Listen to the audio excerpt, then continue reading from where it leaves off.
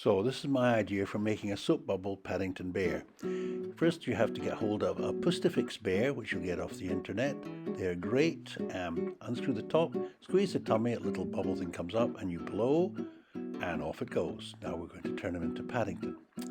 First thing was to make the boots. So I painted red boots on using some modelling red paint and put him to one side. Now I'm going to make the toggles for his duffel coat.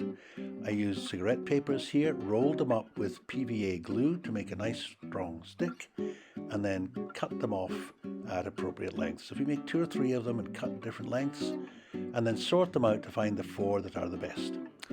To make the duffel coat, measure the width to make sure it's right to fit Paddington, and then cut a little hole for his head, and 2 of the same size bits of felt for his arms.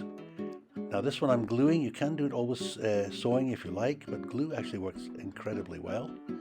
Fold them half and stick them down. And do it at an angle. You see how I'm angling them down to make the arms stick out a little bit? Okay. And then you're going to fold the whole top down like the tabard, fold it all in half, to hold the arms in place, and they'll be sticking out at the side. Here we go. One at one side, sticking down a little bit, on the other side, and you can push down the shoulders so they actually do make a nice little crunkly shoulders when you do it. So that's one there. Leave it to dry and then stick down the sides properly. But here's one I made earlier, and this one I've sewn the little toggles onto. You see the little paper toggles are there? I just sewed them on in position. Now we're going to make the hat. So for the hat, take 3 pieces, a round bit of red felt, a long thin bit, and a small round bit which is the same size as the top of the hat that's an original. Put a big cross in the center and cut out little sections so you can pop the center of that out of the big circle, because that's going to be the rim of the hat. And then measure it by putting the hat underneath, and you'll see the shape sprout right. Yes, that's good. Now I cut out about 30 degrees. This gives the hat its lovely floppy shape.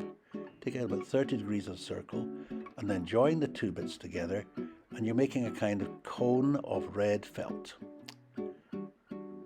Okay, and pop that over the top and you'll see it's making the hat with a little bit of a felt wobbly brim. The next bit is a long strip, but you cut the top edge into a fringe. Put it round. You can make a little shape onto it, but the great thing about the gluing on of this felt is you can shape it a lot once you've made the hat. You can make it different shapes.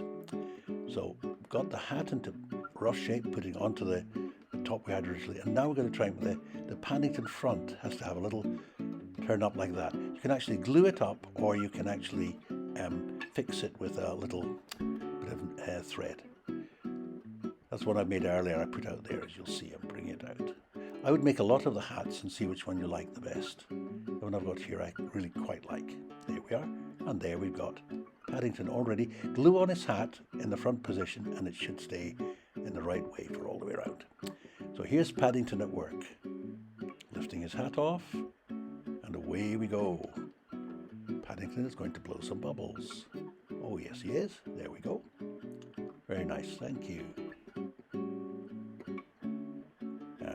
Back on so you don't lose. You can use this normal bubble liquid to fill up when you need it. And there he is, Paddington. One thing missing though.